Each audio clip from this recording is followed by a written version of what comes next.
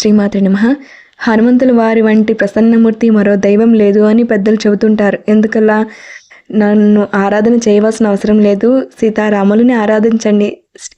ఆ విష్ణు భగవాన్ని శ్రీరాముని ఆరాధిస్తే నన్ను ఆరాధించినట్టే. ఎక్కడెక్కడ రామశబ్దం ఉంటుందో అక్కడక్కడ నేను వాళ్ళని సదా రక్షిస్తాను, కాపాడుతాను అని సాక్షాత్తు ఆంజనేయ స్వామి చెప్పారు కదండి. కాబట్టి మనకు దండకంలో వినిపిస్తూ ఉంటుంది శ్రీ ఆంజనేయం ప్రసన్నాంజనేయం అని. కాబట్టి చిన్నపిల్లల నుంచి పెద్దవాళ్ళ వరకు కూడా ఆంజనేయ స్వామి అంటే ఇష్టం లేని వారు ఎవరుంటారు చెప్పండి? ఎందుకంటే ఆయన త్వరగా ప్రసన్నులు అవుతారు. కాబట్టి ఏ చిన్నది చేసినా కూడా ఆయన చాలా ప్రీతి చెందుతారు. నీకెంత కష్టంలో ఉన్నా, ఎంతగా బాధలో ఉన్నా కూడా ఒక కట్టిపుల్ల తీసుకొని హనుమ అని రాసి ఆయన స్మరణ చేసుకుంటే తక్షణమే ఆయన ఏదో ఒక రూపంలో వచ్చి నిన్ను కాపాడుతాడు.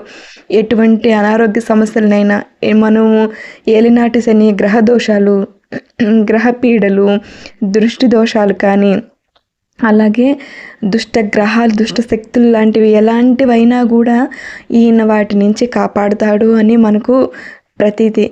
అందుకు మనము ఇటువంటి వాటి కోసం జ్యోతిష్యాలము, పరిహారాల కోసము పరుగులు తీయకుండా భగవంతుని పాదాలు పట్టుకొని ఆయన ఆరాధించగలిగితే మన కుటుంబాలు, మన జీవితాలు బాగుపడతాయి.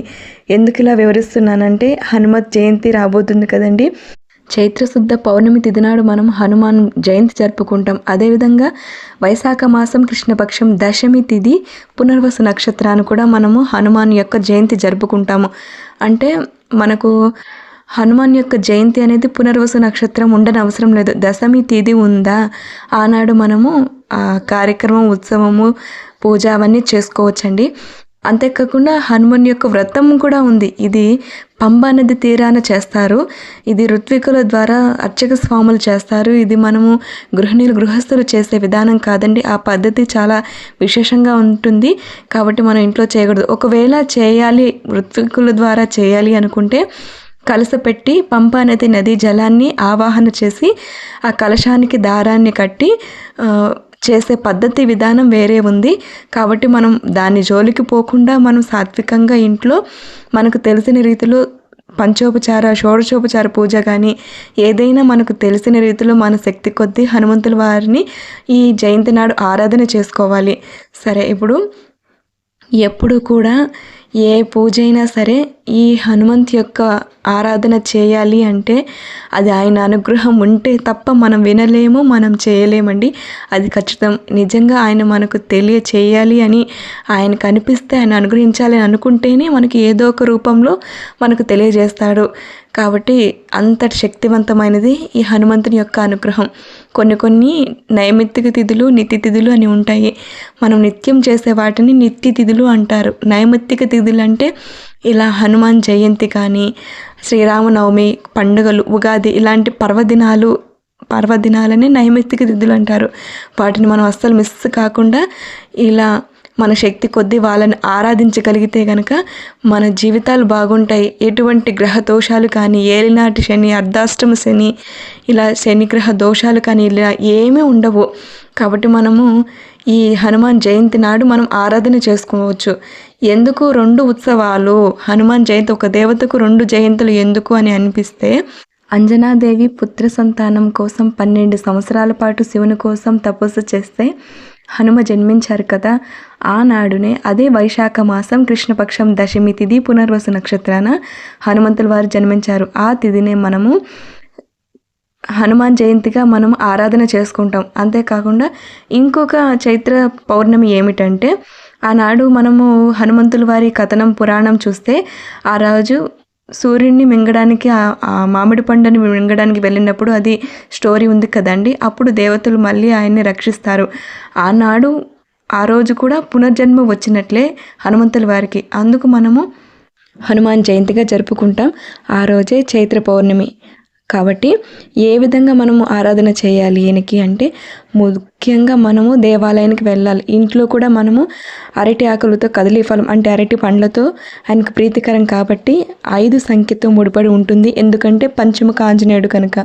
కాబట్టి 5 అరటి పండ్లను నివేదించి మనము పూజ చేసుకోవాలి. దేవాలయానికి తప్పకుండా వెళ్ళాలి.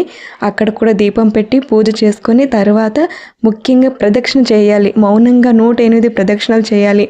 ఒక్కొక్క ప్రదక్షిణానికి మనము ఈ స్క్రీన్ పైన కనిపిస్తున్న ఈ శ్లోకాన్ని మనము చెప్పుకుంటూ మనం ప్రదక్షిణ చేయగలిగితే చాలా చాలా చాలా శక్తివంతమైనది ఈ శ్లోకం. వివరిస్తాను. ఆంజనేయం మహావీరం బ్రహ్మ విష్ణు శివాత్మకం కరుణార్కం ప్రభం శాంతం ఆంజనేయం నమామ్యహం. ఒకవేళ మీకు కుదరకపోతే అందులో సగం 54 ప్రదక్షిణలు చేయాలి. లేదు అది కుదరకపోతే 27, అది లేదంటే 11, అది కుదరకపోతే 5 లేదా 3, చివరికి 1, కనీసము ఒక్క ప్రదక్షిణ అయినా చేసి నమస్కారం చేసుకోండి. మనస్ఫూర్తిగా ఆరాధన చేసుకోండి. రాముని కూడా ఆరాధన చేయాలి ఆ రోజు తప్పకుండా. రామ సహితంగా ఆంజనేయ స్వామిని ఆరాధన చేయగలగాలి. అంతేకాకుండా సింధూరాన్ని ముఖ్యంగా ఆయనకి సమర్పించాలి. సింధూరాన్ని సమర్పించేది మనకి ఇద్దరు దేవతలు. ఒకరు గణపతి, రెండవది హనుమంతుల వారు. గణపతి ఎందుకంటే ఇప్పుడు మనము కనకదార స్తోత్రంలో శంకరాచార్య వారు చెప్పారు కదా, వందే వందారు మందారం ఇందిరానంద కందలం హమందానంద సందోహం బంధురం సింధురాననం. సింధూర గణపతి ఆయన అదొక స్వరూపం ఉంది. ఆయనకు చాలా ప్రీతికరము. తర్వాత ఆంజనేయ స్వామి ఈయన ఒళ్ళంతా పూసుకుంటూ ఉంటారు ఈ సింధూరాన్ని. ఈ సింధూరం స్వామికి సమర్పించి గుడి నుంచి ఆ సింధూరాన్ని మనము కాస్త రావి ఆకులు అద్ది గనక మనం బీరువాలో పెట్టుకుంటే చాలా లక్ష్మీప్రదం, చాలా విశేషమైన ఫలితం ఉంటుంది. ఆనాడు హనుమాన్ చాలీసా 11 సార్లు పారాయణ చేయాలండి. ఒకవేళ కుదరకపోతే మీకు ఎన్నిసార్లు కుదిరితే అన్నిసార్లు మాత్రమే చేసుకోండి. చేయలేని వారు కనీసం వినండి. వీడియోస్ ఉంటాయి కదా యూట్యూబ్లో, అలా వినండి. అంతేకాకుండా సుందరకాండ ముఖ్యంగా పారాయణ చేయగలిగితే చాలా చాలా శక్తివంతమైనవి. ఒకవేళ మీరు అలా పారాయణ చేయలేకపోతే చాగంటి వారు పారాయణ సుందరకాండ చెప్పిన వీడియోస్ చాలా ఉన్నాయి కదా, అవి పెట్టుకొని వినండి. హనుమ అనుగ్రహాన్ని పొందండి. శ్రీ మాత్రే నమః.